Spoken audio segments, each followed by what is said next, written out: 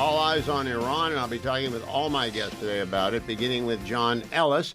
John is the founder and editor-in-chief of News Items, which I often quote on the program and begin each weekend review show with him. John, I sent you a note saying, can you add and sculpt the issues a bit to Iran? You've got other stuff we want to talk about, but let's start with the open source intel post of 11 minutes ago. Senior U.S. military officials have informed the leadership of a key U.S. ally in the Middle East that Donald Trump could authorize U.S. attack on Iran this weekend. Strikes could commence as early as Sunday. Other information suggests we're still getting our ducks in a row. What do you think of the likelihood and the consequences? I don't know the likelihood, but it seems more likely than not. We have Israel would very much like us to help them take out the nuclear facility, and our allies in the region, particularly Saudi Arabia, are much more hesitant to endorse a U.S. attack. The thing people forget is that in September of 2019, Iran sent laser-guided missiles to hit the Saudi Aramco oil processing facility. And they had the option of hitting the tanks and blowing the whole thing to smithereens, or hitting various pipes, which would not blow the whole thing to smithereens. The Iranians chose the pipes, which was a strong message to Saudi Arabia that they could have hit the tanks. And that, I think, is etched into the memory of Saudi Arabia in acid. So I think that our principal ally on the Arab side is very, very reluctant to see a U.S. strike. You often talk on News Items with Richard Haass, sometimes on your Night Owls podcast, the former head of the Council on Foreign Relations. What's he thinking about this? Because he represents sort of mainstream center-right realpolitik. Yeah, I think he thinks, that the U.S. has a lot of options. They can obviously strike the nuclear facility, but they can also say, look, we will strike you, but if you curtail, these activities and those activities, which would include, support for armed proxies, limits on the number and range of ballistic missiles, that maybe you could get some agreement there. He thinks, and I think most people think, it's unlikely that the Iranians will ever give up the nuclear program. We can delay it, but they'll keep at it. So his is sort of what can you realistically expect to get? He makes the point, and I think it's the right one, which is the greatest weakness, the glaring weakness of the regime is the economy. So as much pressure as you can possibly put on their economy, the much more likely you are to get positive results in other ways. How do you think our friends in China and Russia view this? I think of it as, from China's point of view, a lot of oil comes from Iran. But that they're less and less dependent upon that. I think from China's point of view, anything that distracts the U.S. is a good thing. And I think the same is true for the Russians. If the U.S. is preoccupied with a war in the Middle East, they're going to be less likely to pay attention to what's going on in Ukraine. China, same thing, that they would calculate that the U.S. would be less interested in what's going on in Taiwan. So I think they think any kind of action that causes the U.S. to be distracted from the Chinese and the Russian point of view is probably something they would like. Last question on this topic. 1991, Saddam invades Kuwait, and the world quickly agrees that's just not acceptable under international norms. Very similar to what happened after Ukraine was invaded the second time. Murdering, I saw an estimate today of 68,000. It had been between 30 and 40,000 of Iran's own citizens, and I saw 68,000 today. In any event, it's the biggest scene since Babi Yar. Can the world just afford not to do anything about that, John Ellis? I don't know that we can immediately. I think over time we can certainly do a lot to make the regime pay for that. The regime, it's advertised as sort of a theocratic autocracy, In fact, the theocracy sits on top of what is essentially a military operation, the Iranian Revolutionary Guard, and they are willing to kill as many people as possible to stay in power. So it's going to be bloody, and you're not going to win a war against them in any near term way. But over time, if you wear down the economy and if you keep up the pressure, I think that public support will eventually collapse. Oil is at $65.59, crude's benchmark. If it goes to 70, a lot of people are going to be under stress. You sent me a note about the Norwegian Sovereign Wealth Fund stress test. What did it show? The stress test, they do a stress test to see climate disaster, meltdown in the AI space, just to make sure that they have $2 trillion under management, right? So they have to pay very careful attention to what would happen to markets if something terrible were to happen. And what they found was that in a climate emergency of some kind that led to food shortages and so on and so forth, that the value of their portfolio would decline by 25%. If the if the AI bubble burst, the value of their portfolio might decline by as much as 45%. So it's not, these are stress tests, they're extreme and so on and so forth, but it does give you an idea of if there were some kind of major event, just how vulnerable, the financial markets are to extreme volatility.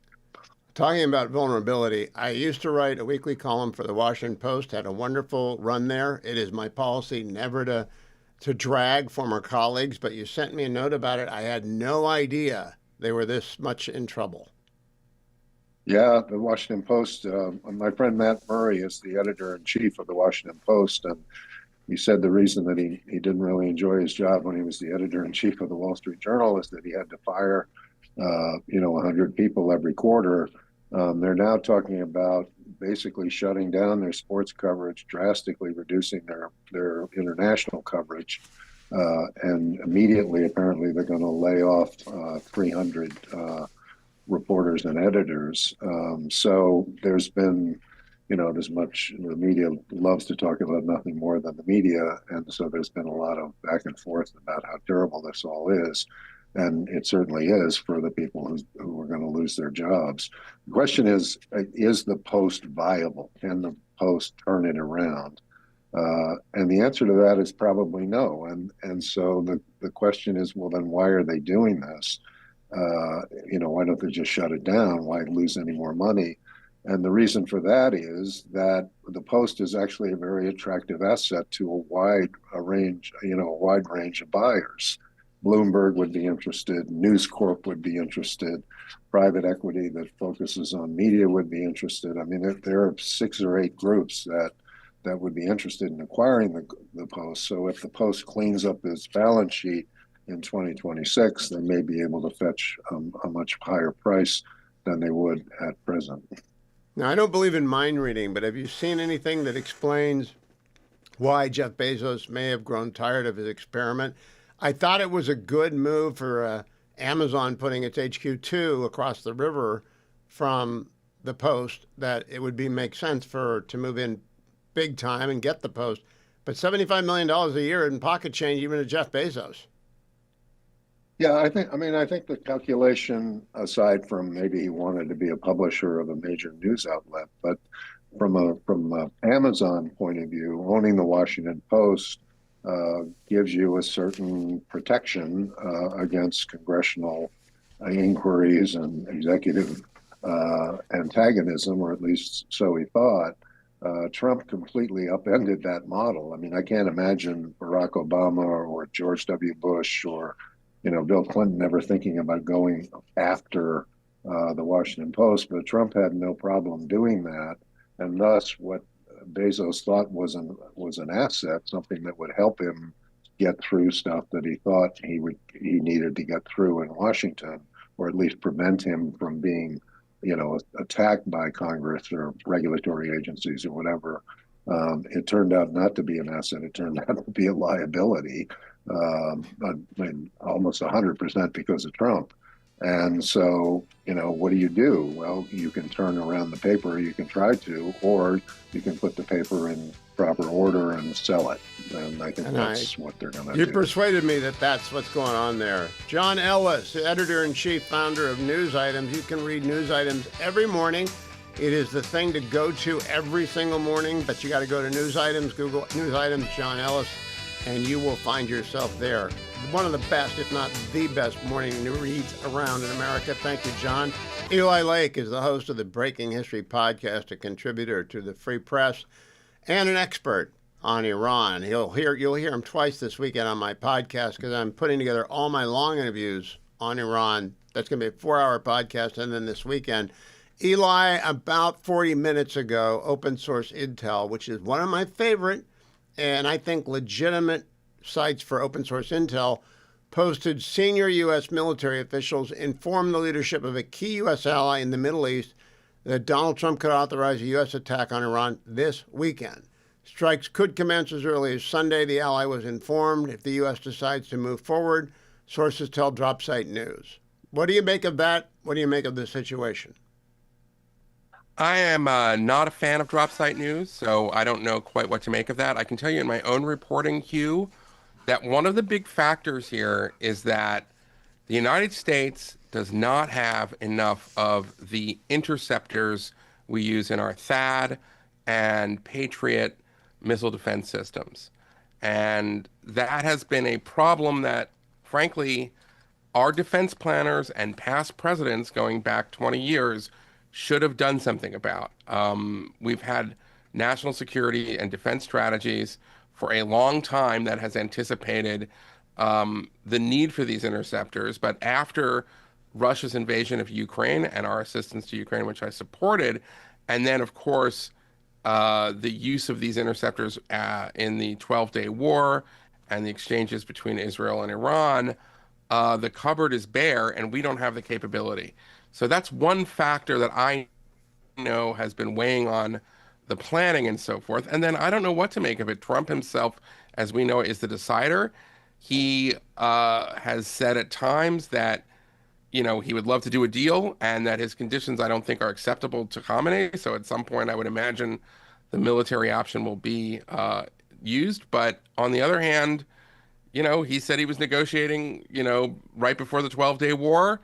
And that was, I think, one of the greatest moments of his presidency or any presidency in my memory. So we'll see what happens. But I know that there is this hard power restraint. Iran still has ballistic missiles, and we need to shoot them down. And we don't have enough interceptors to do that to defend our bases and our allies. That would argue, wouldn't it, for a massive first strike coordinated with Israel? Because Israel is likely on the receiving end of those ballistic missiles as well as our bases.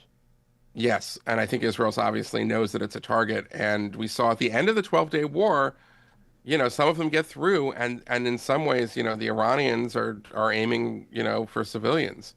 The Iranians have threatened, our bases and so forth. So we'll see. It is, though, I think whatever happens, Hugh, let's just take a step back. This is a regime in the death spiral. Sadly, they're going to take a lot of Iranian citizens along with them, but I don't know how they recover. The economic vice that they're in right now, they don't have a way out.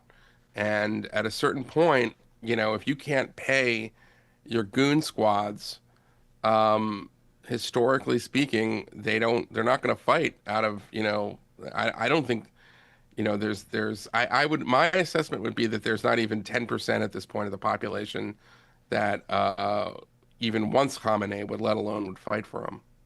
Khamenei is a nut. He's a fanatic. And I am afraid he's in his bunker. And if anything starts, he just pushes every button he can, Hitler style. Yeah, I think that's probably right. Do you agree with that? Yeah. Yes, I think that's probably right. I think he's a millenarian, end times apocalyptic kind of figure. And I think he would prefer to go out in a blaze of glory. In some ways, ideally, I would love to see him face a kind of people's tribunal from Iranians, and then I would love to see him hanged on the gallows that he uses against Iranian dissidents. But let me then ask you about American media. Yeah. There are 4 stories today. Iran, you and I are talking about it. Minnesota, Warsh being named the Fed chair, and Don Lemon. What are the relative importance of those four stories? Iran is the most important, and it's your great credit. You have done a great job on your program, kind of talking about it. That changes so much, not just the Middle East. It changes how we think about nuclear nonproliferation. I think it changes the great power balance.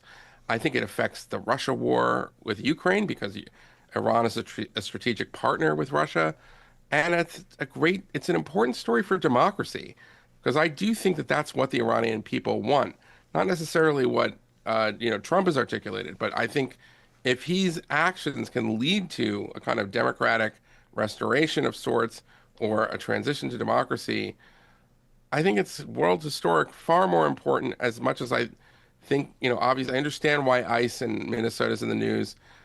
Don Lemon is a bit of a stunt, and the Federal Reserve is important, but Iran, I think, outpaces them all. I agree, and by a lot. Now, does the media coverage, Yeah. and thanks for your kind words, but does the media coverage reflect the fact that what goes on in Iran, particularly if the regime were to collapse and 35,000 people killed, although I saw a number today of 68,000 killed, what is wrong with the American media? Is it that they're afraid to cover Iran? They don't know how to, the coverage indicts Obama and Biden? What do you think it is? In fairness, it's a hard target. U.S. Western publications don't have the kind of resources there. But I think it's also something that, there are plenty of Iranians who are getting information in outlets like Iran International that can be used in some ways to kind of get reporting. And I think it's also just there isn't the kind of constituency that we saw, with this sort of radicalized leftist base, what we saw with the Gaza war. But Iran's behind it. I mean, if we can get rid of this, I think it'll be really an enormous accomplishment, right up there, with Harry Truman and Ronald Reagan. And I think with HW getting Iraq out of Kuwait many, many years ago. Yes. Last question. And also managing the end of the Cold War correctly. HW deserves a lot of credit along with Reagan, obviously, but like HW was in a period where things could have gone a lot of different ways. He managed to help unify Germany. We do not credit HW enough. I certainly didn't when I was a younger writer, but I have much more of an appreciation for him now. I want to play for you a cut from the Oval today. It's Donald Trump talking to an ABC reporter. Cut number 3. Administration and the IRS. Why are you suing? Who are you with? I'm with ABC News. You're a loud person. Very loud. Let somebody else have a chance. Can you answer the Wait a question? minute. Why are you suing ABC fake, IRS? ABC fake news. You're suing. Go ahead. I Can didn't you call answer- on you. Go ahead, please. Go ahead. Go ahead. Yeah. Do you think the upcoming ABC, by the way, is truly one of the worst. So, Eli, this sort of back and forth with the press has an impact. It does reduce the credibility of all news. I think it does have an impact. What do you think? Can I make a slightly humorous remark? I hope it's humorous. Most columnists, like myself, we kind of secretly want to be president or secretary of state.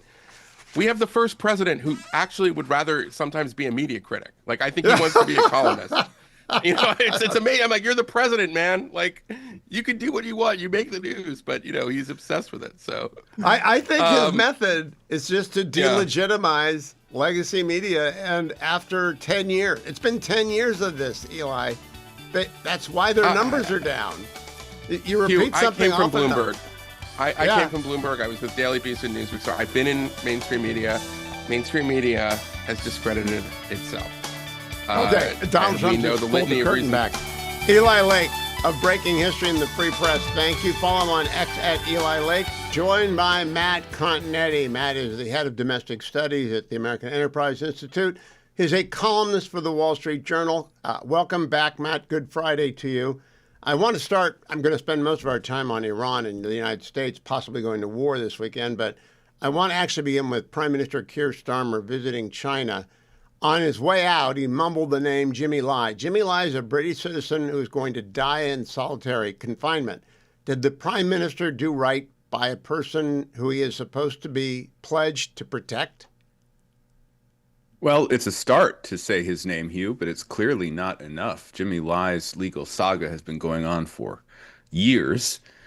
we're all aware that he is being held in terrible conditions. He is a champion of freedom, of a free press, who has been libeled and arrested by the Hong Kong authorities acting under Beijing's direction. So it's good that Keir Starmer mentioned Jimmy Lai, but he needs to do so again and more loudly. And I hope that President Trump brings up Jimmy Lai as well as he heads into a meeting with Xi Jinping in a few months in Beijing. He has told me he has done it before. I'm sure he'll do it again. But I think when you're the head of your government is there and he just mumbles on the way out. I was very disappointed. Now to Iran. Well, first to the media coverage of Iran. There are 4 stories today.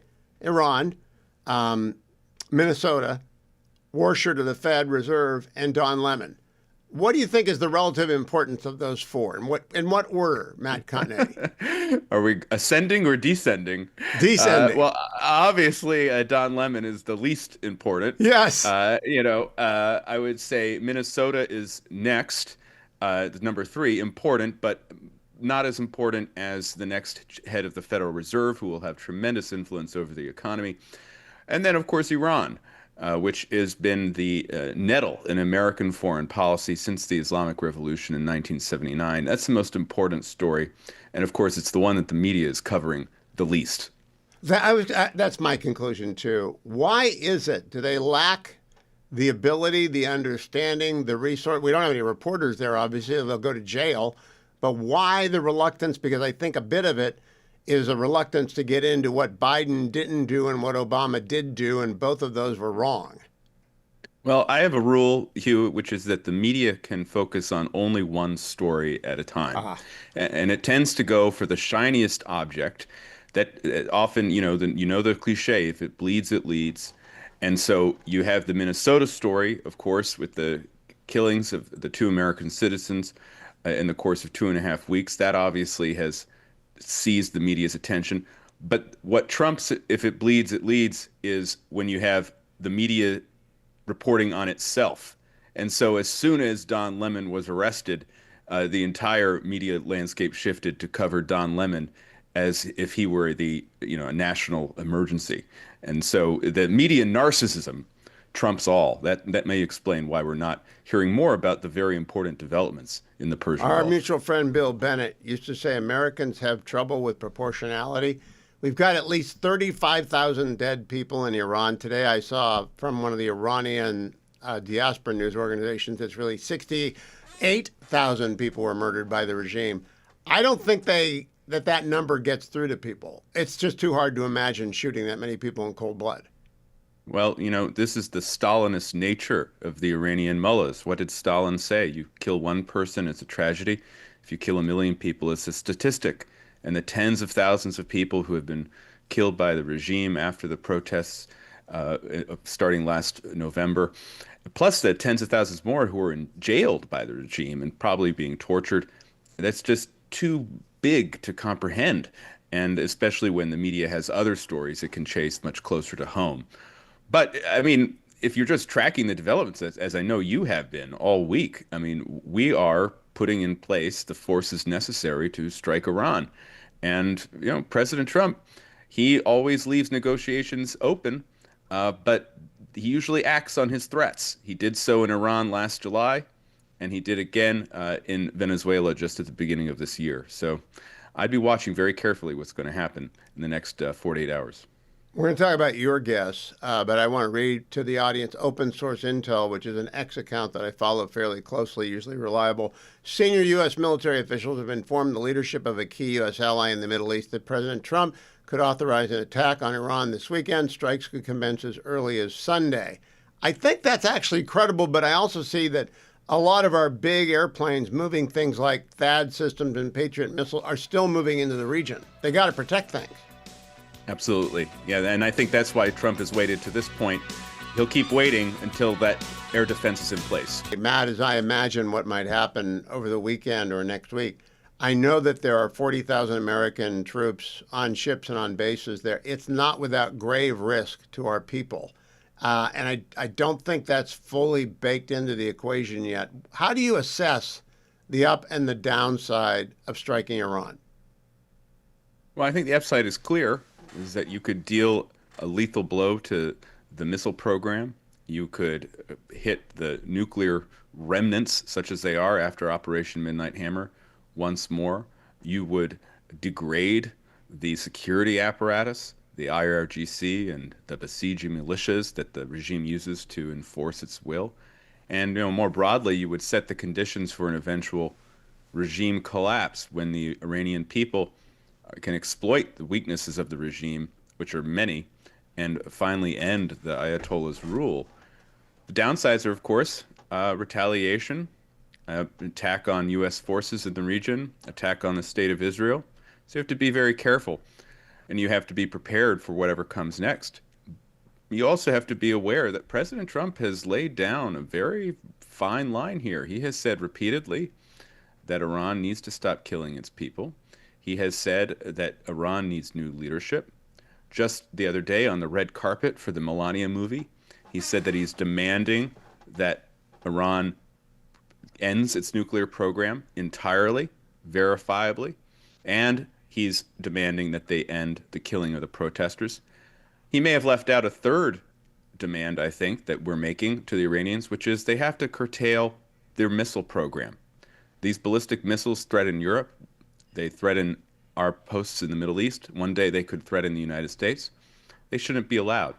So he's laid down these lines, Hugh, and I think he's prepared to enforce them. He's going to do it on his schedule. And sometimes that takes not just the enemy, but also the media in the United States by surprise. But once he lays down these lines, I think he knows that he has to act, or else he'd erode our deterrence rather than the Iranian regime. If you're on the receiving end of the messages that he'd been sent, are you confused about him? Are you confused about the timing? And if you look back at American history, it took us what seemed to be forever to get ready to invade Iraq in 1991, a long time to get ready in 2003, and it took, I think, at least a month to get ready for Afghanistan in 2001. How do you think they perceive the timing here? Well, I think that there's that unpredictability factor to Trump, the madman theory to Trump, right? He likes saying things that are contradictory because it keeps everyone on their toes. And so if you are the Iranian regime, you're wondering what he might do next. But with Trump, since the beginning, Hugh, I've always said, look at what he does, not what he says. And so let's just look at what he's doing here. He's putting the assets into place. He is moving these air defense systems. We have the flotilla that's forming in the Persian Gulf, in the region. We have other assets in the Mediterranean and elsewhere. That's exactly what he did with Venezuela, right? And then just when we thought it wasn't going to happen, Maduro was gone.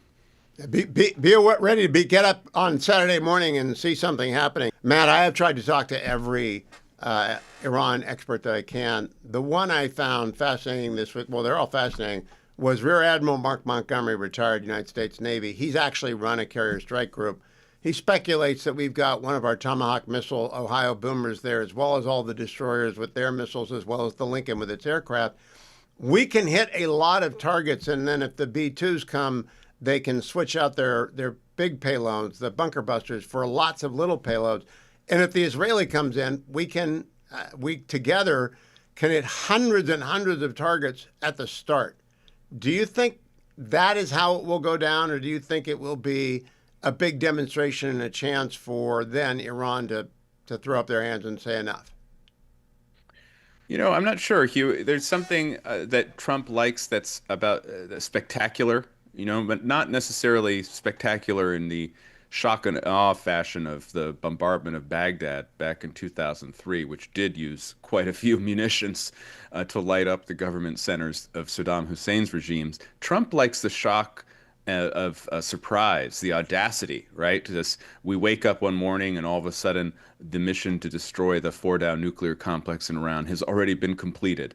We wake up 6 months later to find that the dictator in Venezuela has been spirited out of the country, and the new government, his deputies, are now pledging to work with us. So I would think of something that is pretty spectacular, but maybe not, the full shock and awe uh, hundreds of targets type thing that we've seen in the past. I don't know what that would be. It could be something actually slightly smaller, Hugh. Maybe we seize one of these Iranian vessels, part of the Ghost Fleet, and in a way similar to our approach in Venezuela, where we've said this oil is sanctioned, we're not going to let it pass. And so we use our assets in the region to take over one of these ships to show that the Iranians that we mean business. Admiral My Montgomery only- mentioned that. He mentioned seizing a lot of them so that their Yeah. economic crunch becomes real.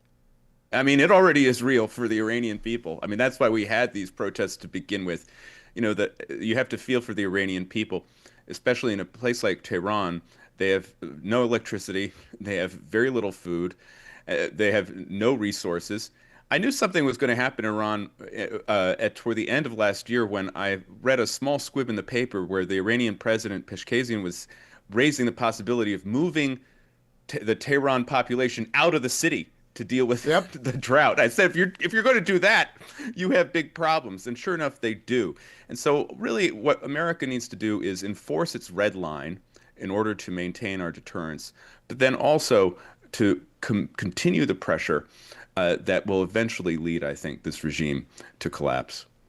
Two questions about two effects, Matt. The argument has been made by opponents of a strike that a strike will see the Iranian people, the street, rally around the regime. And the second argument is that if Trump doesn't strike, he's done the Obama Syria back off with devastating consequences to his credibility. What do you make of both of those arguments? We got 3 or 4 minutes. Well, I mean, the first argument, I think, is just wrong because it was said in the run-up to Operation Midnight Hammer, this idea that if America were to intervene, the Iranian people will rally behind this terrorist government. You will see the government try to convey that image, which is what we did see in the days and weeks right after Operation Midnight Hammer. But the longer-term effect was to weaken the regime. That's why these protests were happening. People feel that they have no resources, nowhere to turn, and here the government is continuing to pour resources into this military apparatus, this potential nuclear apparatus. So I think a strike would weaken the regime, and the people know, the Iranian people know that this regime lacks legitimacy. On the red line argument, there is some truth to it. If an American president states repeatedly that the government of Iran needs to stop killing its people or else there will be dire repercussions. When he says we need new leadership, when he says that help is on the way for the Iranian people, to not act means that our adversaries would say, oh, well, look, he's not backing up his words with action. So I think that is an argument we need to take seriously. We know that when Obama failed to enforce his red line in Syria in 2014, Vladimir Putin annexed Crimea. ISIS began its rampage through the Middle East. Xi Jinping started treating Obama like a wayward student, leaving him on the tarmac in Beijing. And American deterrence spiraled further. It was already spiraling under Obama. It spiraled further after he failed to enforce the red line. So when you draw a red line, you need to enforce it, or else our enemies take notice and the world becomes a more dangerous place. Last question, Matt Continetti. Secretary Rubio was in front of the Senate at length 2 days ago, and on Cuba, he was very direct. We'd love to see regime change there. And, of course, I would expect that from the son of Cuban expats. And I think a lot of people in the Trump world like it, too, because it's Western Hemisphere. What is the bell tolling for that regime as well? Oh, I think so. First, what an incredible performance by Secretary of State Rubio. I mean, he is just a tremendous communicator, taking incoming fire from all of the Democratic senators and throwing it right back at them. It was just an amazing performance, and I heard many accolades for him. On Cuba, I mean, Cuba is in even worse shape than Iran because it doesn't have any oil to sell illegally to China. The Cuban people, again, face blackouts, very little food resources. The government has it just rules with terror, no legitimacy. I think what our government is looking for here is, again, something similar to what happened in Venezuela. where now that Venezuelan lifeline has been cut off, Hugh, the Cuban regime has very little room for maneuver. And so if it were to make a deal with the United States where its leadership stepped down in order to provide for some type of transition, I think that's probably an outcome that would be desirable. It would be the end of Castroism in Cuba. What an incredible advance of human freedom. But it might take time, just as in Venezuela, for us to get to a point in Cuba where we have open elections and a democratically elected government. I've been quoting Matt Continetti's theory of regime coercion, not regime change, for all week, and I'll continue to do so. Follow Matt at Continetti. Read him in the Wall Street Journal. Look for whatever work he is supervising or putting out at the American Enterprise Institute. In the Relief Factor studio, it's time to take my Relief Factor because a big weekend coming up for me. No, I don't get to go to the beach, but I also don't have to shovel snow. I've got some unusual stuff to do tomorrow, including a big speech. So I'm taking my Relief Factor right now. If you're watching on the Salem News Channel, you always see me do it at this time of the day. I carry in curcumin, resveratrol omega, and a little bit of Arrowhead water. That's all it takes. That's how easy it is. And when you do that, you help your body's anti-inflammatory system stay strong. You prepare yourself for a great weekend. Makes you ready to go to the exercise room, go to the gym, go for a long trundle or a short set of sprints or whatever it is you do that you like to do on the weekend, including you crazy people who are too old to be doing it but are playing basketball anyway. You're the ones who get hurt the worst. Don't go to the emergency care or the not-so-emergency care. I call it the not-so-urgent care. Don't do that. Take Relief Factor. Before you even do that, make sure you get rid of the swelling, get the inflammation down. Icarian and curcumin and resveratrol omega. Get rid of the over-the-counter stuff that you're relying on, whether you're taking a leave every day. Some people can't take NSAIDs at all. Some people simply don't like it. So I would encourage you, please, to give All Natural Relief Factor a try. The 3-week starter pack, $19.95, less than $1 a day. You can get that two ways. You can call 1-800, the number 4 in the word relief, 1-800-4-RELIEF, or you can go to their website and find the starter pack there at relieffactor.com, relieffactor.com. Now let's talk about saving money. All right, let's talk about your saving on your cell phone bill. First of all, do you have any idea what your cell phone bill is? First step that consumercellular.com, one of our great sponsors, wants you to take is to get your phone bill out and see how much you're paying for data. Because you won't know whether or not you want to make the switch to Consumer Cellular until you can compare and shop. And don't get taken in by the offer of a new phone. They just fold that into your bill. No, just compare the rate for data. You are probably on an unlimited data plan and you are probably paying too much. I know you're paying too much if you're over 50 because Consumer Cellular offers 2 lines if people are over 50. You and your spouse, you and a friend, 2 lines. Keep your number, keep your data. 2 lines cost $60 a month. That's it. $60 a month for unlimited data. You might not need unlimited data, though. You might not be a phone person. Then they got 5 gig plans and they got 10 gig plans. At least save the money. Call them. 1-800-411-4454. And when you use my name, Hugh, you get your second month for free, whether you go online to consumercellular.com/Hugh or whether you call 1-800-411-4454. Remember to use the name Hugh. And don't get taken every time. When we come back, we got some more Donald Trump in the Oval Office earlier today. Here's what he said on Kevin Warsh, cut number 1. He's going to want to do the same thing. I think that, yeah, I've had times when I think you've had to really have rate hikes too. But he's very smart, very good, strong, young, pretty young, and I think he's going to do good. I mean, he was the central casting guy that people wanted. Kevin was great. I tell you what, I met numerous people. Every one of them were fantastic. Here's the Wall Street Journal. Kevin Warsh is the right choice for the Fed. So the president made Wall Street happy. Central casting or no central casting? He made Wall Street happy. Joined by Ben Domenech, host of the Big Ben podcast on the Fox Podcast Network, also a Fox News contributor. The Big Ben podcast this week is fabulous with Bill Maloogian, and we also have Winston Marshall, and we're going to talk a little sports here. We're going to get to Iran, Ben, but I got to start with, do you follow 3-Year Letterman? Oh, do I follow 3-Year Letterman? I'm a huge fan of 3-Year Letterman. He is doing the Lord's work on X, the everything platform. Do you know that he has 1.5 million views of his post about Don Lemon this morning? That's fantastic. It's That's wonderful. Every time I think, okay, the joke's over, there are still millions of people who can be conned. Yes, absolutely. It's funny, and look, I commend his feed to everyone who does not follow 3-Year Letterman. You will get the information that you need and didn't know you need to have. Yeah, and you will also get to mock people like Don Lemon mercilessly and lawyers. All right, but I brought that up because you talked about sports, and I want to share with you a point of view.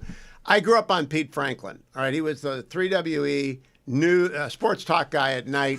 I think probably 8 to midnight. It might have been 9 to midnight, but he was on 3 hours or 4 hours a night. He was fabulous. He eventually went to New York. All he did was sports. He wouldn't do politics. Made me laugh, taught me sports. And then you brought up Keith Olbermann today, who I've gone a few rounds with, and it's not really fair because I actually think Keith is dumb. Just dumb. Yeah. What do you think? Yeah. I think Keith has that classic sort of experience of someone who is book smart and life dumb. I think that he actually is he's very well read. He has a lot of different references he can pull out of the bag. He's kind of like the reverse Dennis Miller, in lots of ways, if you think about it. But my real objection is he was a good anchor. He was. I grew up sports watching anchor. Big Show and everything like that. And it I think it was a real loss. My equivalent probably for you for Pete Franklin was George Michael's Sports Machine. Oh yes. One of the things that really I think is sad for a lot of these guys, and that's why I brought Colbert into it as well. When I was talking about this, is that if you are like kind of a late '90s teenager like I am, and you saw these guys in the '90s and the early 2000s, you have a different image of them because you realize what they were good at. You saw them when they were good at something, and then they became something else. And I do want to just kind of say there's something that's lost when that happens. There's something that's lost when you have, a good sports writer who just turns totally political, or a good sports anchor who decides my opinions about politics matter more than anything that I think about the Yankees. And that's, I just think, something that is sad on a certain level. And it's one of the things that just bothers me about everything that we've seen going on within sports media. It's also, by the way, why Barstool is such a huge success. And Bleacher Report. I live on Bleacher Report. Yeah. Let me ask you about, now, I got to walk a very careful line here. It is my policy. Never drag someone for whom you have worked. So I'm not dragging the Washington Post. I didn't have anything to do with the sports coverage. But I talked to John Ellis of News Items today. He informed me that they're losing $75 million a year. They're going to lay off a whole bunch more people, and that Jeff Bezos may actually sell it. There are buyers, but he's sort of sick of, he made a bad purchase. It's not his livelihood. It's not his passion. He doesn't know what to do. It's not something he can sell. But when I heard they're killing the sports, I want to compare it with Cleveland.com. The Cleveland Plain Dealer is what I grew up on. They're thriving because of Dave Campbell, Illabuck Six. He is their sports editor, and he realized that sports fans are the lifeblood of circulation. I pay for so much stuff I don't have to pay for at Cleveland. The Cavaliers podcast, the Orange and Brown talk, the Ohio State Buckeye talk. I get the newsletters. It's sports. How can the Post be walking away from sports? Congrats to you, by the way, Hugh, because you have the kind of perfect scenario of frustrating teams and great coverage. Yes, which is something that I had for most of my something I had for a good chunk of my life. The funny thing is, almost as soon as our franchises got good, the paper went woke. So, the Caps are, hoisting the Stanley Cup, and they're like, well, but isn't Ovechkin problematic? Yeah. By the way, I'm not a hockey guy, so when you made your references to Ovechkin, you then filled in he's a Russian. I really don't know anything about hockey because hockey was never in Cleveland except for 2 years. Hugh, he has one of the greatest lines in the modern history of sports when he was asked about his injury early after coming into the league, and he responded, "The Russian machine never breaks." He's like a bad guy from a Stallone film. Yes, exactly. So, no, he really is. But this is the thing. you had quality teams and people were trying to find problems with them. At the same time, they were just devoted to these woke causes over and over again. And really the featuring of these voices that were more about kind of agonizing over how awful it was and a stain on the nation that we had, the Washington Redskins here. And to me, and I'm not being entirely facetious about this, I think that sports section died when Dan Snyder sold the team, because they basically, made buck off of just going after him for the pleasure of their. But it's a great leaders. sports. The base. I don't like the Nationals. I'm an American League guy. I'm a Guardians guy. Yeah. But I read Tom Boswell, and I don't like the Redskins. I don't follow them. I don't dislike them. They're national, and I'm a Browns fan. But they've got great franchise. The Caps are, forever. They're like the Cavs. They'll never win anything. But I guess the Cavs won in 2016.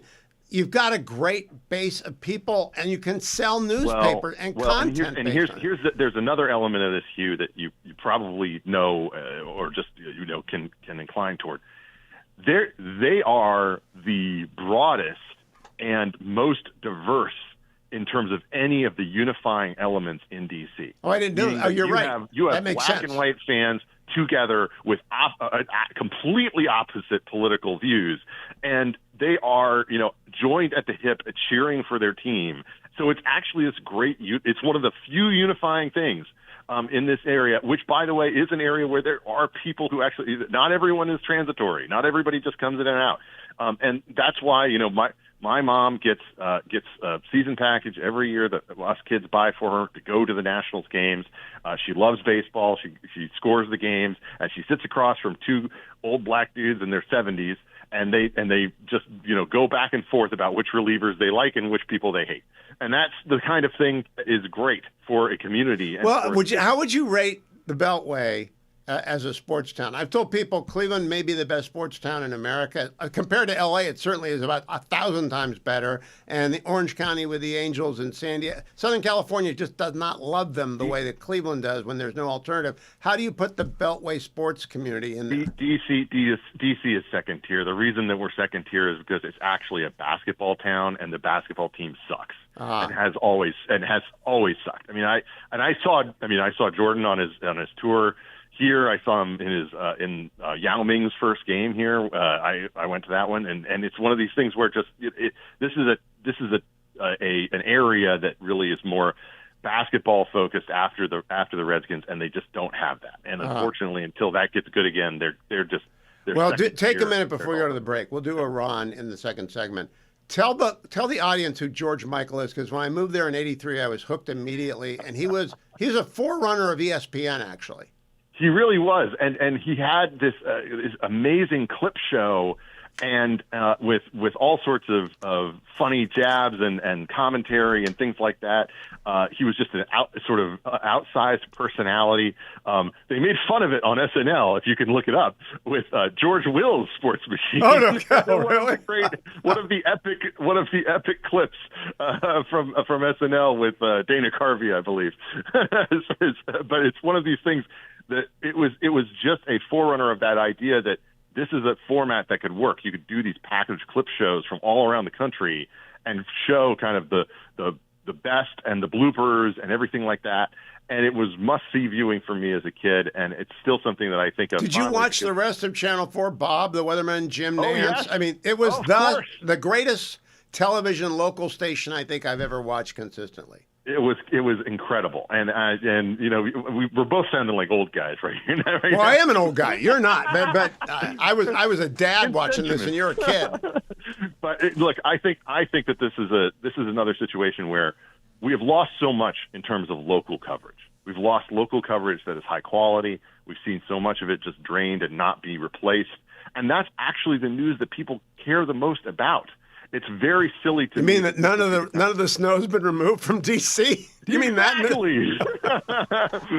Why does that happen? There's a guy from New York Mag, digs into it and finds out that there's not enough. That they had promised a bunch of different snow plows, and then they had far fewer that were actually out on the roads than Mayor Bowser had said. So my point is just like. That local coverage is what we need back. We need to bring that back. I'm going to talk with Ben during the break. But you folks out there, no matter how bad you think your local services are, They are not DC in a snowstorm. It is a nightmare still, and there's another one coming. I'm going to save all the Iran stuff for the next segment. So let's talk about a story that doesn't matter. Don Lemon. I think anyone who doesn't know how traumatized those kids are in that church, and what the parents were thinking, because churches have been invaded and people have been shot somewhat routinely over the last 10 years. Yeah. Do you think Don Lemon has a brain? How could he have done this? That's a really tough question to answer you without besmirching somebody's character. Look, I have a very, very low opinion of Don Lemon. I think that he's a very stupid person. He has been incredibly misogynist to several of my friends when he was at CNN. I do not like the man at all, but I think that I generally viewed him as harmless, meaning stupid, rude, jerk, harmless. This was something that was truly harmful. Yep. Harmful to a community, harmful to a church. I cannot imagine what it would feel like sitting with. I mean, when we go to church, the older daughter stays with me, and younger daughter goes to Sunday school, and it's. I cannot imagine what their reaction would be like to something like this. They would think that there was something going on that was going to end up, putting their lives at risk. Yeah, Minnesota is an open and a closed conceal carry and a shell issue. There could have been people with heat in there, and I honestly, I've seen too many clips. Colorado Springs comes to mind, Yep. where the guy drops the shooter at the door with a perfectly fired 2 rounds because he was going to shoot up the whole mega church. Yep. There are parents thinking, I'm surprised those demonstrators didn't get a chair in the head. I got to be honest. I think that they really, not metaphorically dodged a bullet, in the sense that this is a situation that could have gone much worse. But look, we have to make a clear example of this situation. You don't get to just say, I'm holding a phone in my hand, and I have a YouTube channel, so I can violate the law. And that's just not the way that this works, and it wouldn't work if I and a bunch of friends of mine decided to go into a mosque and start yelling at people, and that kind of thing, and then said, well, I write for places and I'm on TV, so I get to do this. No, that's not the way that this works. Yeah, there's actually no constitutional protection. Some states have protection for journalists, but not the federal law. There's no status for journalists. Everyone's got the same First Amendment rights, and they do not include what Don Lemon did. Now, I'm not too sure I'd do more than give him a hefty fine. Abby Lowell's not cheap. I almost went to work for Stan Brand and Abby Lowell when I left the Reagan administration. Okay, so why is it always Abby Lowell? Explain this to me, Hugh. He's good. It's always Abby Lowell. He's really good. If Hunter Biden had started out with Abby Lowell, he would not have ended up convicted. But he wouldn't have tried to pull a fast one, in my humble opinion. I think he ends up with cases because he's really good. I don't know. Do you think Don Lemon's out of money to pull a stunt like this? I don't think that he actually does, though I will say we don't actually know how much money he got from X when he was briefly hired, to be a journalist for them, and then promptly dismissed after an uncomfortable interview with Elon. I think this is a situation that has to happen on a certain level just to send a message that this is something that you can't do. Agreed. Ben Domenech, host of the Big Ben Pod, is with me. Great episode this week, including Bill Melugin, who I did not know was going up to cover Congress, and that wonderful guy from Great Britain how did you find Winston Marshall? I'd only seen him once. Winston is a phenomenal guy. He has his do you know why he's famous? No. Winston Marshall is famous because he was the banjo player in Mumford and Sons. Huh. He got kicked out of the band, or essentially politely asked to leave in British fashion, after he endorsed a book by Andy No, and then refused to apologize for endorsing the book. And he is, I think, personally, both brilliant and a guy who fully understands what's going on with the UK, Europe, and the American relationship, and how toxic Britain in particular has become toward its own heritage, which I think good for is you really for grabbing him. He's in the news right now, and I thought it was an excellent get. Let's talk now. What does Ben Domenech think is going to happen in Iran? Is it go or no go this weekend? Are we going to be talking about it again a Friday from now about whether it's go or no go? Well, personally, I thought it was going to have a little bit more time, but then I will admit that off air with your producer, he reminded me that there is a certain anniversary on Sunday Yep. of that I think might appeal to the president in terms of just making for a good Truth Social post. And I think that also, one of the things that we know about Donald Trump is that he makes decisions before he makes the decision, meaning he has already decided what he is going to do. It's just he has this kind of meandering way of saying, oh, we're going to talk and we're going to see what's going to happen. And, maybe there's a deal to be worked out and maybe there's something that he's already decided what he's going to do. And I think that we know that by now. When he comes to foreign policy, he had determined he was going to do the Maduro thing well before it happened. Okay. They had more than a month of lead up time and practice and everything going into it to make that happen. And so I think the president has already decided that he is going to do this. It's just a matter of his timing. And I think that's probably going to be within the next couple of days. And we're going to have to, Hugh, this is uncharted territory. Oh, this is big. And this, by the way, huge. that can be anything from a couple of blown up IRGC barracks to sinking what's left of the Iranian Navy to blowing up Karj Island to just doing a 15-day campaign. I think it's 1 and 2, personally. I just think that's. I think he's going to.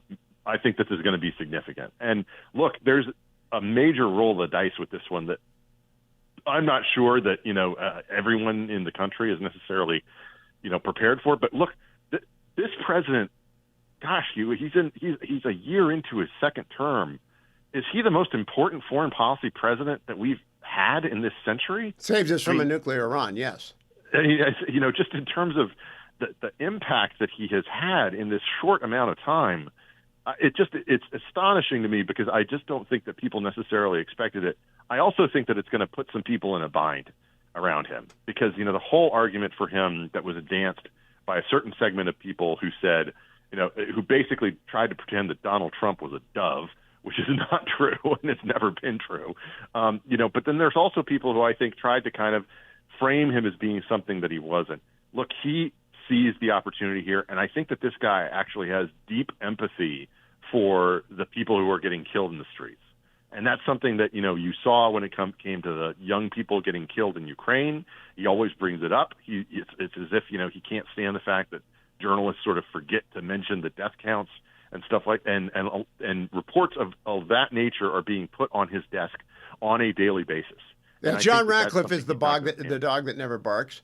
But the director of the Central Intelligence must go in there every day with more pictures and more numbers. And the 100%. numbers on some of the independent reporting, both in Iran and Israel, is getting up closer to 70,000 people were murdered. It's astronomical. It's incredible in terms of the degree of bloodshed that is going on. And, I think that there is an opportunity here to achieve something good, to achieve something that could remake the map and be a great benefit, not just to us, but our allies. And I think the president has probably already decided what he's going to do, and it's just a matter of time until he does it. All right, Ben Domenech, there were a lot of people who were invested in the idea of making Iran into a responsible regional player. President Obama and his whole team, President Biden, their whole team, all the appeasers, they really thought they could bring Iran into the community of nations. Do you think any of them have realized in the aftermath of this horrific 2 weeks what this regime was never playing straight with them, that they got taken? In other words, they answered the Prince from Africa's email and sent him money. Hugh, I think Ben Rhodes wakes up every morning, looks himself in the mirror, and says, "I am a handsome man with a full head of hair." That's what I think. So look, I just do not think there is no willingness on their part, and I have certainly not seen it publicly. I do not expect to see it to look at this situation and to have any kind of reconsideration of all the bad decisions that they made, and they were terrible. It set us back in ways that. I think historians will write about, in significant ways. But look, the point at this juncture, I think that we have to hope for and pray for, if you are, of the prayerful mind, is that whatever operation that happens is one that Americans can execute with success. Because I think that will be of great benefit to the people of Iran, and I think that it will be something that will help, ideally, prevent this continued bloodshed could prevent this type of rampant loss of life that we have seen, and set the regime back on its heels in a significant way. Do you think Americans are aware that the Iranians might be able to hit the Lincoln? They sent ICBMs Yep. and they hit, or ballistic missiles, and they hit Al-Assad Air Base very precisely. Yes. They have precision do you think they can kill a lot of Americans before they go down? I absolutely think that they can, and Hugh, I don't think that Americans are aware of that. I just don't. I don't think that this story has been, fully unspooled, and I think that people are not really paying attention to it. They've been focused more on the domestic stories around ICE and Minnesota and everything else like that. In recent weeks, they haven't been paying as much attention to what's going on there, and part of that, of course, is the Iranian regime's total crackdown, complete lockdown on the ability of people to get footage out in the way that we normally experience it in conflicts. But look, that's something that I think people are going to have to wake up to, and there's a very real possibility that something like that happens. And that's last question, Ben. If the United States government shut down the internet in the United States, what would it do to our growth? There's no business happening in Iran right now. There's no backup when you turn the internet off anywhere. No, and I think that this is something that the protesters know as well. Look, there is a long story that came to this point. This is good. There is a lot of chickens coming home to roost here in terms of how we got here, why there is such a divide between the people and the regime, why there is a possibility here of actually having a stable nation, ideally. I mean, in the wake of this. There is an opening. There's a gleam, men. All right, for the praying people, that's what we'll pray for. Ben Domenech, host of the Big Ben podcast. People, go and listen to it, like and subscribe it. Fox News contributor extraordinaire, and that podcast is one of the best in America, the Big Ben podcast. Go and listen to it. I want to let you know a story I got from Cleveland.com, which is kind of stunning. Ohio State's athletic department brought in $336 million in the 2025 fiscal year. The football program accounted for $160 million of that revenue, including $67 million in ticket sales and $17 million from postseason reimbursements. There were a total of $68.3 million in donor-funded contributions. So why are players being paid? Because players make their universities an extraordinary amount of money. They actually had a surplus of millions and millions of dollars. So they should be paid. They make the universities money. They should be paid. Want to remind you, Relief Factor took it in the first hour. I'm in the Relief Factor studio. Want to remind you about it. I tell you about it every single hour, especially on Fridays. I emphasize the fact many of you are weekend warriors. Some of you begin a warm-up tonight. You might be carbo loading for a race tomorrow or a long bike ride, or you're going to go to the gym for an extra couple of hours of working out on the weights, whatever it is. You might be a little run down, a little bit tired at church. You might be finding it difficult to get up and down if you're Catholic, doing the kneeling. If you do enough exercise on Saturday, Mass on Sunday is always a little bit more restricted. Here's what will help you. Relief Factor. Icarian and curcumin, resveratrol, omega. The 4 natural supplements, which I take every day, and you see me do it if you're watching the Salem News Channel. You see me take it. You know it does. It's been in my diet for 12 years. It's the only supplement I take. A lot of people offer me a lot of money to take a lot of different supplements and say I love them, but I can't advertise what I don't actually use or buy. I've used Relief Factor because I found that it works. You can try it for $19.95. That's a 3-week starter pack. 1-800-4 and the word relief, 1-800-4-RELIEF. And the starter pack is also available at their website, $19.95, 3-week supply, less than $1 a day at relieffactor.com, relieffactor.com. Don't wait another week waiting for the aches and pains to go away, especially if you've got commute-related aches and pains. Get rid of them today. Want to go back to President Trump in the Oval Office earlier today, cut number 13. We have a large armada, flotilla, you can call it whatever you want, heading toward Iran right now, even larger than what we had in Venezuela. It's still in front of Venezuela. The Venezuelan. And then he went on to talk about the people behind the protests in Minnesota, the Snapchat and the WhatsApp people, cut number 8. pretty much, we're getting very close to it, but we know pretty much who's funding this stuff. These are paid insurrectionists, paid troublemakers. But I was elected by a landslide. I won every swing state. I won the popular vote by a lot. I won everything. And I was elected by a landslide on law and order and on strong Now, he borders. is also going to react now to Tim Walz comparing Minneapolis to Fort Sumter, cut number 2. On Minneapolis, Governor Tim Walz recently likened the conflict on the ground to Fort Sumter, sort of implying that this is the beginning of a civil war. Do you agree with that characterization? Do you feel like there's a civil war brewing in Minneapolis? Governor did. Does he know what Fort Sumter was, or do you think somebody wrote it out for him? No, this is, I was elected on law and order. I was elected on a strong border. We had a border that allowed 25 million people to come in. Many were murderers. They murdered people. We had 11,888 murderers. We had prisons, including Venezuela, but Venezuela opened its prisons. So did the Congo. The Congo in Africa opened its prisons. They dumped people into our country. Many countries And did that. then he did talk about my own state of Virginia, sad to say, cut number 4. And now they're looking at 50 proposals to increase taxes. What do you think about that? Well, I think it's terrible. I think a lot of people will leave Virginia. I saw that. Look, Glenn was a friend of mine, Glenn Youngkin, and worked so hard on cutting taxes. This woman came in and in one swoop, she raised everything up higher than it ever was. I don't understand it. I mean, people voted for Democrat, but she came in and she raised, and I'll work with her like I work with everyone else, but she came into Virginia, raised everything to a point like taxes that nobody ever even heard of before. And I don't understand. How do people get elected with this kind of philosophy? This is only in the very modern age. You know, I grew up and I've always heard politicians will cut taxes, everybody screaming we're going to cut taxes. I cut taxes. I gave you the biggest tax cut in the history of our country, in the great big beautiful bill. No tax on tips, no tax on Social Security, no tax on overtime. Interest deductions, Roger, when somebody buys a car, they can deduct the interest if they borrow money. He's right, and I am a Virginian, and I'm not going to stay a Virginian if that bill passes, because I'm not stupid. It's a wonderful business I'm in. I can do it from everywhere.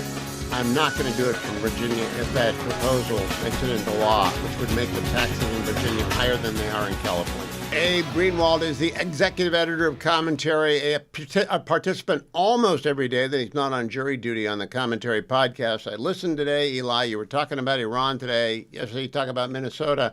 I've been fixed on Iran because I think it could be a history-changing fortnight ahead. Do you think the president is going to order a strike? Well, I'm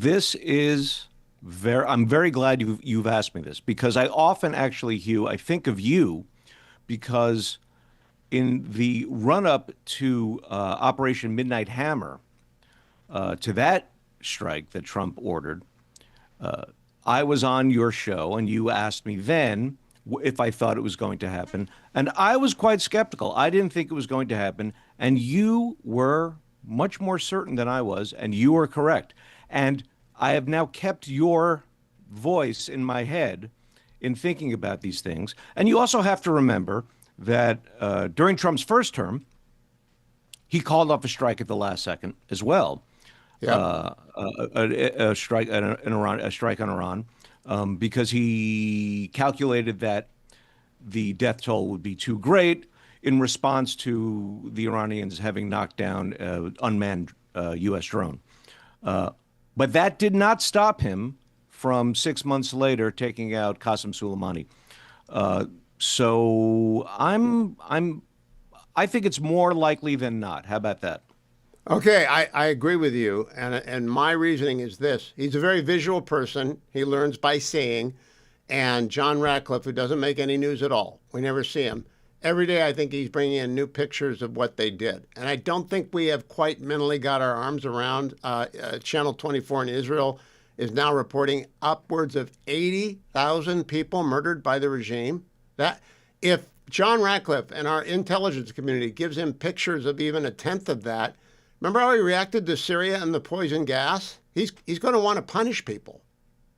Oh, Eliana Johnson, who is the editor of the Washington Free Beacon and who is on the Commentary podcast daily, she made a good point. I think it was today, might have been yesterday. Trump has, I mean, it's very natural, good aversion, but has a profound aversion to dead bodies and unnecessary deaths. And I think that he is, and I've also heard that in other contexts from in having to do with other international situations. So I think you're onto something. I would also add that if the 80,000 number is anywhere near accurate, think of that, I just have to say this, as compared to the not accurate Hamas, Gaza Ministry of Health numbers that claim, that Israel has killed some, I don't know, 60, 70,000 over the course of 2+ years. And we're talking about Iran killing nothing but civilians over a tiny period of time, something around 80,000. Needless to say, the complicity of the media in this double standard. They have also made zero complaints that I have seen that the regime won't let them in. That was like a daily refrain about the Netanyahu government was, oh, they won't let us into Gaza. What are they hiding? What are they hiding? They won't let us into Iran. And I mean anybody. Zero. Nobody. And there isn't a Gaza news service. There isn't an Iranian news service because they haven't got any internet, Abe. Can you imagine even a semi-modern economy without the internet now? Everybody's going out of business. Yeah, well, the internet is death to that, to the regime. They've got to go dark to do what to take out their people, and in some sense it worked because it put a temporary cloak over what the regime was up to. Only now we're getting some sense of the full extent of the brutality. Now, I got one big question, Abe. I asked Ben Domenech this. I just want to say, the only one of the Obama-era people who I've seen say anything with Tommy Vietor was chirping at me that Taco Trump. And I can't, that the lack of self-awareness, they misjudged this regime so badly. If the regime was willing to do this to our own people, imagine what they would have done with nukes to Israel.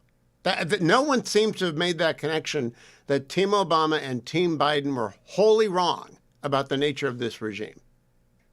Obama is, I mean, this all sort of comes from Obama. I mean, I don't know that Biden ever would have gotten this idea had Barack Obama not first been president and Biden not been his vice president.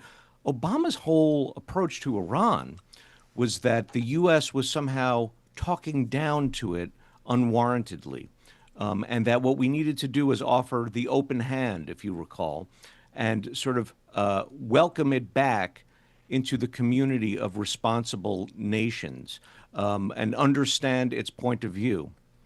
This was complete toxic, malign garbage. I mean, and when Obama didn't act in 2009 after the regime took violent action against the Iranians who protested that rigged election, the excuse was, well, the protesters don't want the Americans on their side. It will make them look bad.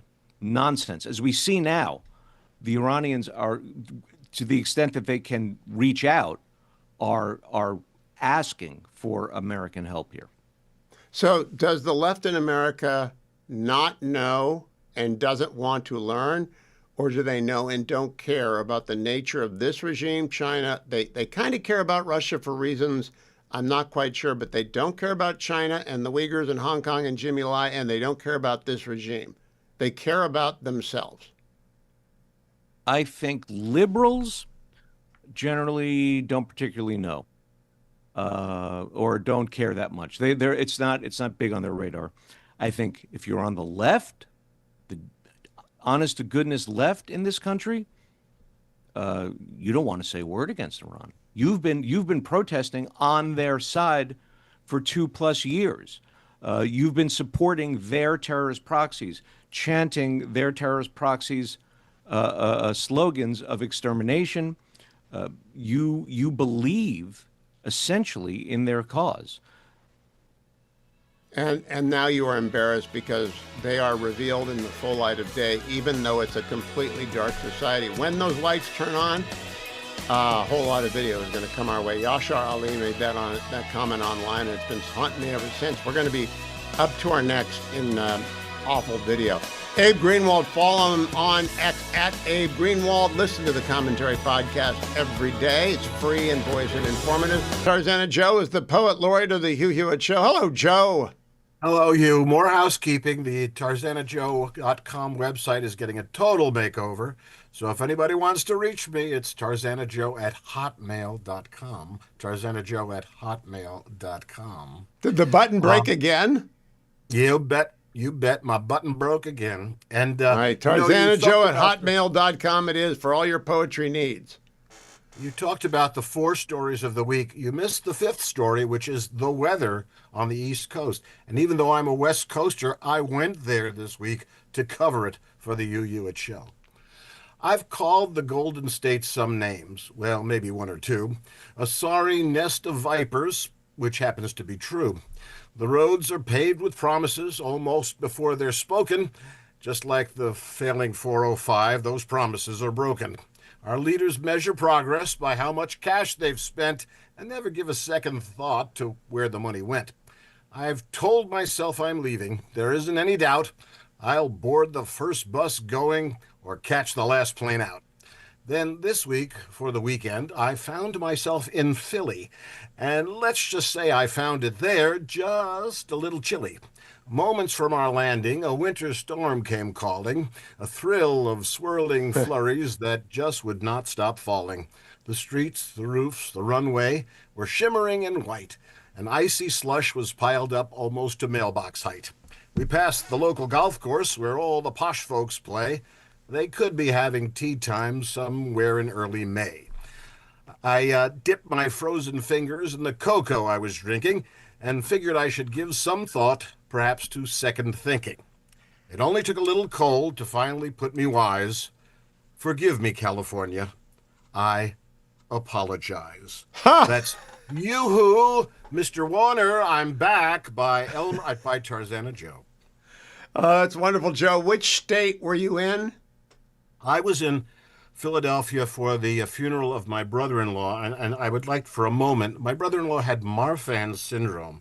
It's a genetic syndrome that manifests a tall, thin, nearsighted. That's okay, but there also is a weak aortic connection. And he credits the Marfan's Foundation with saving his life, giving him 75 years. So if you know someone tall, thin, nearsighted, and they have a little heart problem or a murmur, find someone who knows what Marfan's is, a cardiologist, and get it checked out. It could save your life. Thank you, Ray, for all you did for the Marfan's Foundation. Thank you, Joe, for that. That's a wonderful way to end the Tarzana Joe segment. But if you want a poem, TarzanaJoe@hotmail.com. TarzanaJoe@hotmail.com until TarzanaJoe.com is up and running again. But TarzanaJoe@hotmail.com at least gets you in touch with the poet laureate of the Hugh Hewitt Show, whose rates are reasonable and poems on time. Thank you, Joe.